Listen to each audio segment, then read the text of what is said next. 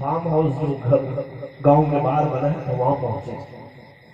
وہ آیا, پوچھا کہ مولانا صاحب میرے یہاں کہا ایک کام لے کر کے آیا, سنا ہے کہ مسلمان ہے.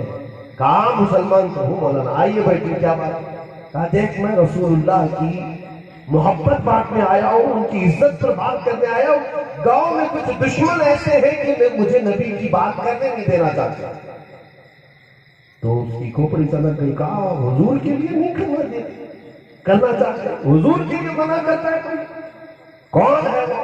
فلاں فلاں ایسے بڑے بڑے پیسے والے لوگ ہیں. کہا مولانا آپ چلو, آپ بیان کرو, جب تک آپ بیان کریں گے میں کھڑا ہوں. سبحان اللہ. ڈاکو تھا, زندگی ڈاکہ جنی میں جا رہی تھی اور پٹیلی کرتا رہا, لیکن بات اتنی تھی کہ حضور کی تھی, دکان میں میں کھڑا رہوں گا. یہ اور بات ہے کہ مولا کس سے کیا کام لیتا. حق ہے.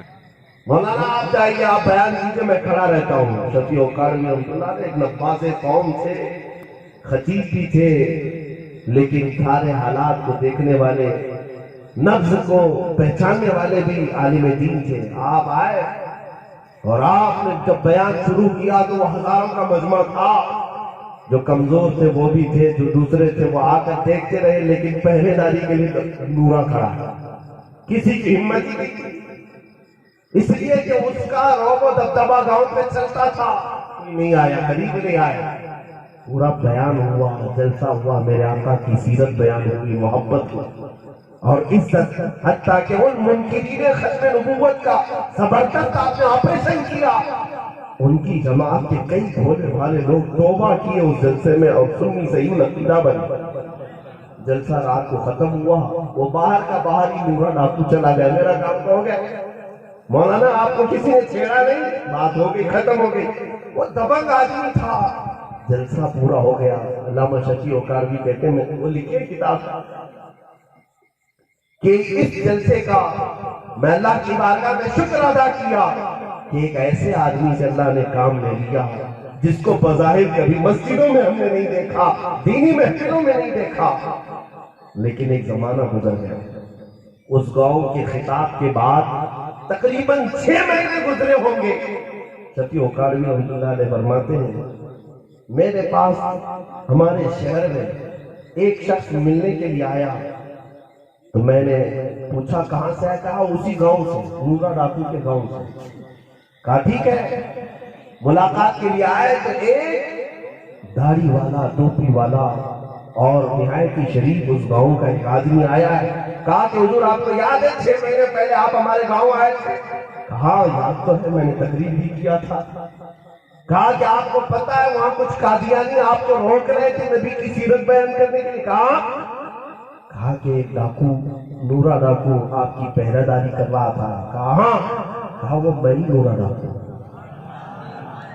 کہا تو ہے, تیری شکل تو الگ, میں نے جب تجھے دیکھا تھا تیرے چال چلن الگ تھے, چہرہ الگ تھا, بالکل تیری کیفیت الگ تھی. آج کو تو ایسا لگ رہا ہے کوئی صوفی باصفا ہے. تیرے چہرے پر داڑھی ہے, سر پر ٹوپی ہے, لباس میں عجیب سی رونق ہے. کیا بات ہے؟ وہ ہاتھ پکڑ کر کے رونے لگا. خطیب اعظم کہتے وہ ہاتھ پکڑ کر کے رونے لگا. کہا مجھے تو پتا نہیں تھا جلسے کیا ہوتے ہیں, گفتگو کیا ہوتی ہے, لیکن اس رات میں جلسے میں آیا تھا صرف اس لیے کہ کوئی خرابی نہ ڈالے. میرے مصطفیٰ کی بات ہو رہی ہے, نبی کی عزت کی بات ہو رہی ہے. میں نے آپ کی تقریر بھی پوری نہیں سنی, مجھے یاد بھی نہیں ہے, لیکن پہرے داری کرتا رہا. جب رات کو میں گھر گیا, میں سویا تھا اپنے معمول کے مطابق. عجیب انداز تھا میرے گھر میں کہ رات کو سونے کے بعد ایک بار آمد روشن چہرے والے میرے خواب میں آتے ہیں اور کہتے ہیں کہ نورا تو اٹھ جا. میرا ہاتھ پکڑتے ہیں, اٹھاتے ہیں اور اپنے ساتھ چلاتے ہیں. میں پوچھتا ہوں آپ کون ہیں؟ آنے والے کہتے ہیں میں محمد رسول اللہ. آج تو نے میری عزت پر پہرے داری کی ہے, میری سیرت پر بیان کرنے کے لیے تو نے آج چوکیداری کی ہے.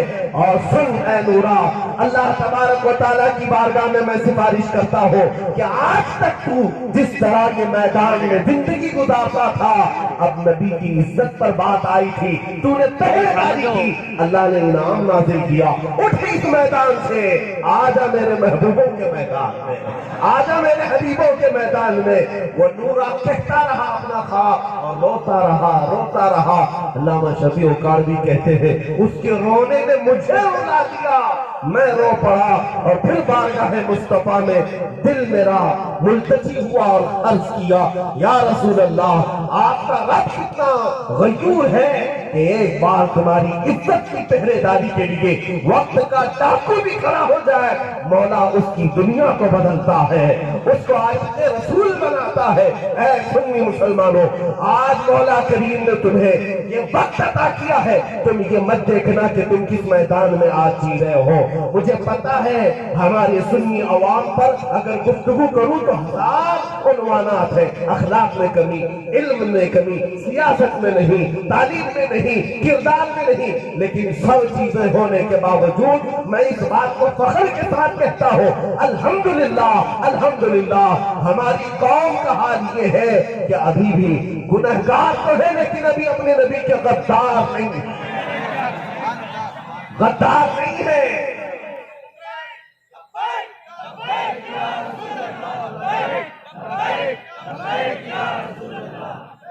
بس تمہاری زبانوں سے یہ نعرہ نکل گیا، میری گفتگو کا حاصل ہو گیا.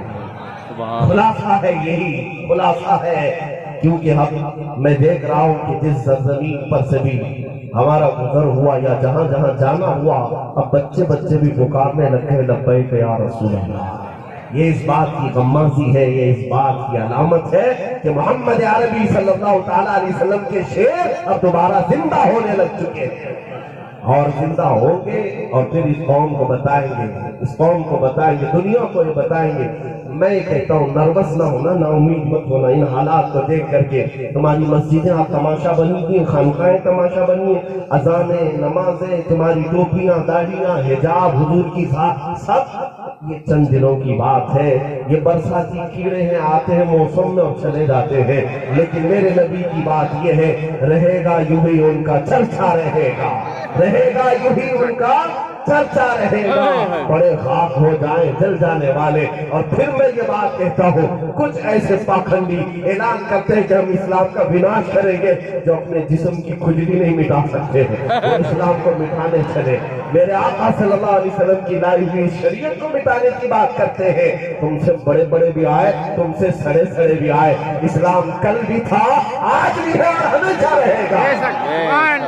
اسلام تھا، اسلام ہے اور اسلام رہے گا انشاءاللہ العزیز. مٹ گئے مٹتے ہیں، مٹ جائیں گے آدھا تیرے. یا رسول اللہ، مٹ گئے مٹتے ہیں، مٹ جائیں گے آدھا تیرے. نہ مٹا ہے نہ مٹے گا کبھی چرچا تیرا. تو گھٹائے سے کسی کے نہ گھٹا ہے نہ گھٹے گا، جب بڑھائے تجھے اللہ تعالیٰ دے گا. میرے آقا صلی اللہ تعالیٰ علیہ وسلم کی عزت اور ان کی حرمت بہت بلند ہے، لیکن اے سنی مسلمانوں، تم اپنے اپنے حصے اور نصیبے کی بات دیکھ لو کہ تمہیں اللہ تعالیٰ نے اگر آج حصہ دے دیا اپنے نبی کی خدمت کا تو تم قوموں میں سب سے سربلند ہو، تم بلند ہو. اس لیے کہ میں نے ایک صحابی کی بات پڑھی، معذور تھے، پیر سے لنگڑے تھے، میدان جہاد میں آئے، سب بڑے بڑے پہلوان تھے، مجاہدین تھے، لیکن وہ لنگڑتے آئے.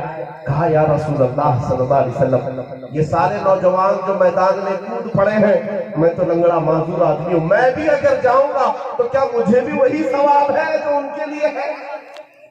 حضور نے فرمایا تیرے لیے اس سے بھی اعلیٰ، تیرے لیے اس سے بھی اعلیٰ. وہ گئے اسی قوم کے ساتھ، معذوری کے ساتھ گئے، اور میدان میں کئی لوگوں کے ساتھ مڑبھیڑ ہوئی، لیکن وقت ایسا آیا کہ آپ کئی زخم کھا کر کے گر پڑے اور جسم چلنی ہو گیا، روح نکلنے کے قریب تھی. اپنے کہنیوں کے بل چلتے زمین سے حضور کے قریب آنے لگے.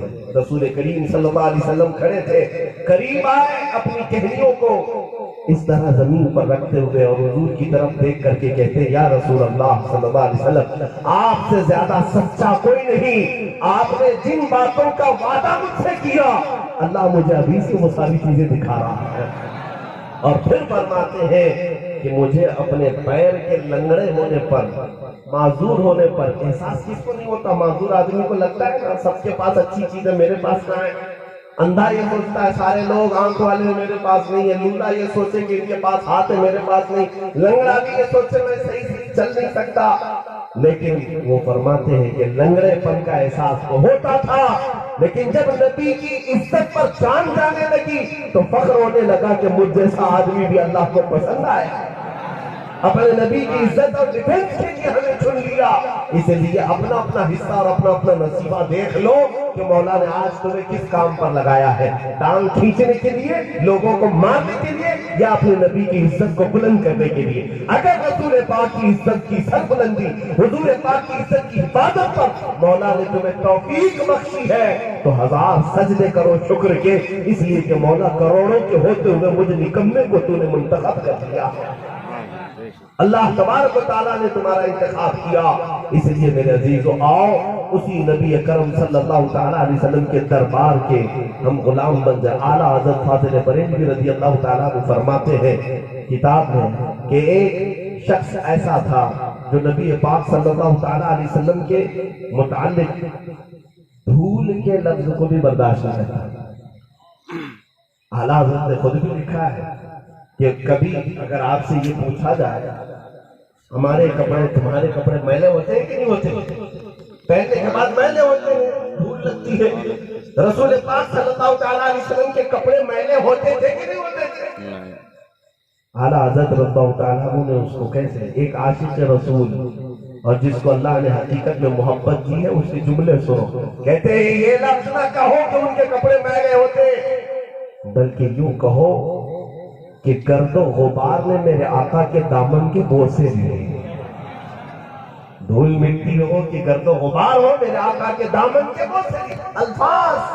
الفاظ کا چناؤ، میں یہ کہتا ہوں کہ رسول کریم صلی اللہ تعالیٰ علیہ وسلم کی بارگاہ میں اگر تم اس ایسے سیریس بن جاؤ، ابھی آپ سید صاحب سے سن رہے تھے کہ نرمی ضروری ہے، اخلاق اور تصوف صحیح ہے، ہمدردی، لیکن ایک چیز ہماری ساتھ ہونی چاہیے، یہ ساری نرمی، سارے اخلاق، کردار ہم سب پوری انسانیت کے لیے رکھتے ہیں، لیکن گستاخ رسول کے لیے کوئی نرم لہجہ نہیں رکھتے، نرم لہجہ نہیں رکھتے، اس لیے کہ بعض لوگ یہ کہتے ہیں اتنا سخت بولیں گے، اتنا سخت، اخلاق سے گری ہوئی باتیں ہیں، تمہیں پتہ نہیں ابو بکر صدیق سے بہتر اخلاق والا کون ہو سکتا ہے، عمر ابن خطاب سے بہتر اخلاق والا کون ہو سکتا ہے، لیکن جہاں صدیق اکبر، جہاں عمر ابن خطاب لوگوں پر مہربانی کرتے، رحم دلی سے پیش آتے، لیکن نبی پاک کی توہین ہوتی تو اتنی ہی سختی سے پیش آتے، اور اسی کو قرآن نے کہا اشداء علی الکفار،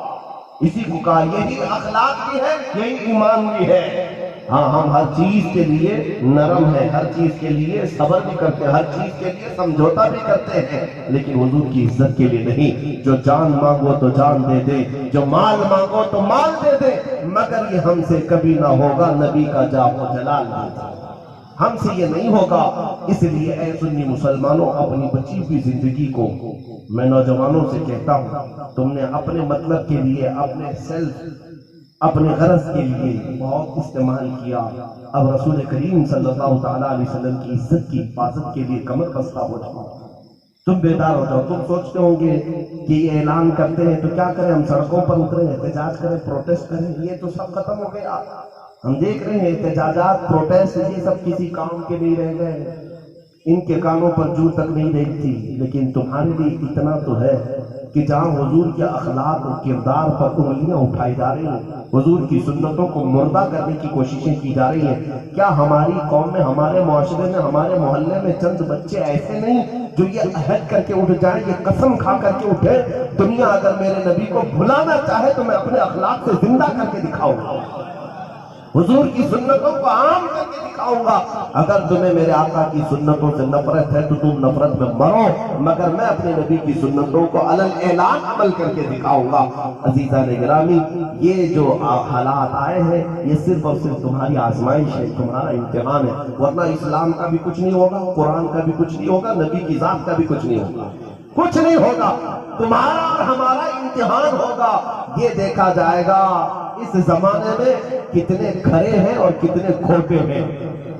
ہاں، یہ جو کتے بھونک رہے ہیں اس سے پتا چلے گا کتنے کھرے ہیں ہم میں اور کتنے کھوٹے ہیں.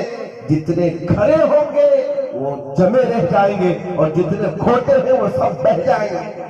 وہ سب بہ جائیں گے، ڈر جائیں گے، سہم جائیں گے. ہاں، سمجھوتے کر لیں گے، تمہاری ٹکٹ دے دیں گے، تمہارے ووٹ میں آ جائیں گے، تمہاری چھتر چھایا میں آ جائیں گے. لیکن جو کھڑے ہیں، جو خالص ہیں، میرے آقا کے سچے غلام ہیں، وہ کل بھی یہ کہتے تھے، آج بھی یہ کہتے ہیں، کسی کی جے وجے کیوں پکارے، کیا غرض ہم کو؟ کسی کی جے وجے کیوں پکارے، کیا غرض ہم کو؟ ہمیں کافی ہے سید اپنا نعرہ یا رسول اللہ.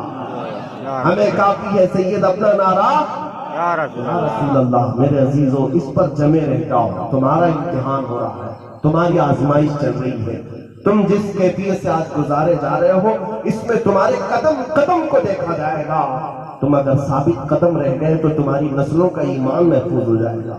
تم اگر آج حضور کی شریعت پر پابند ہو گئے تو ان بچوں کا دین اور مضبوط ہو جائے گا، یہ آنے والے بچے. اور اگر تم ڈھیلے پڑ گئے، تم ٹوپیاں چھپا رہے ہو، داڑیاں چھلا کر کے پھینک دے رہے ہو، نہیں میں نیوٹرل بن جاؤں گا، سیکولر بن جاؤں گا، کوئی مجھے پہچان نہ پائے کہ ادھر کا ہے کہ ادھر کا ہے، تو پھر بعد میں آنے والی قوم کا حال اور برا ہوگا، اور برا ہوگا. مجھے بتاؤ، ایک سوال میں آپ سے کہتا ہوں. کچھ لوگ سمارٹ بننے کے لیے، ہینڈسم بننے کے لیے یہ ساری چیزیں کرتے ہیں. ٹھیک ہے، تمہارے نزدیک ہینڈسم بننا، سمارٹ بننا یہ ہے. میں تم سے پوچھتا ہوں، اے سنی مسلمانوں، بتاؤ پوری کائنات میں سب سے حسین چہرہ کس کا تھا؟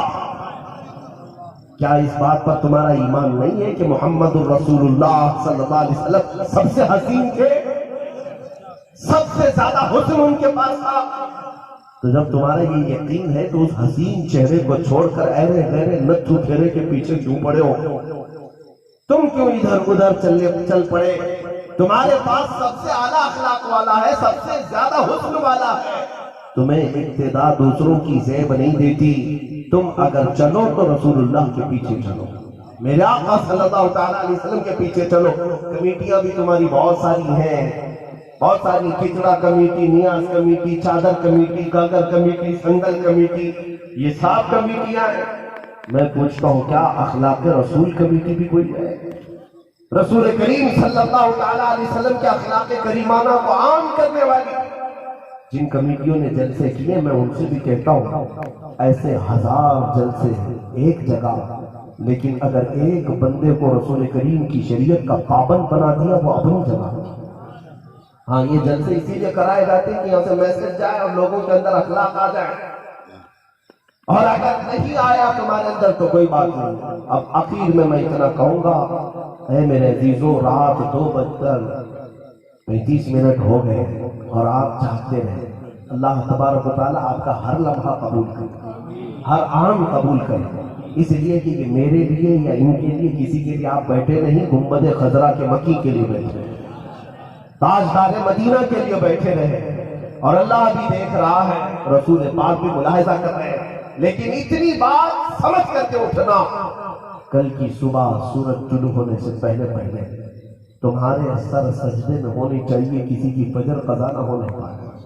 اور اگر حضور کی یہ شریعت چھوٹ گئی تمہارے ہاتھ سے، تم اگر حضور کی سب سے پسندیدہ چیز نمازوں کو پھینکتے رہے اپنے پیٹھ کے پیچھے، تو پھر دعوے جتنے بھی کرتے رہو، نعرے جتنے بھی لگاتے رہو، دم نہیں ہوگا، تمہارے اندر کوئی طاقت نہیں ہوگی. تم سب سے پہلے یہ دیکھو، میرے نبی کو سب سے زیادہ پسندیدہ چیز تھی نماز. میں اس کو پیٹھ پیچھے پھینک کر کے آگے کامیابی کی طرف نہیں جا سکوں گا. تمہیں دن میں 10 مرتبہ اللہ کی طرف سے یہ آواز آتی ہے، تم کام نہیں کرتے، آؤ کامیابی کی طرف، آؤ کامیابی کی طرف، حیا علی الفلاح، جس کا مطلب ہوتا ہے کامیابی کی طرف. یہ مؤذن جو پکارتا ہے یہ اللہ کی طرف سے ہے.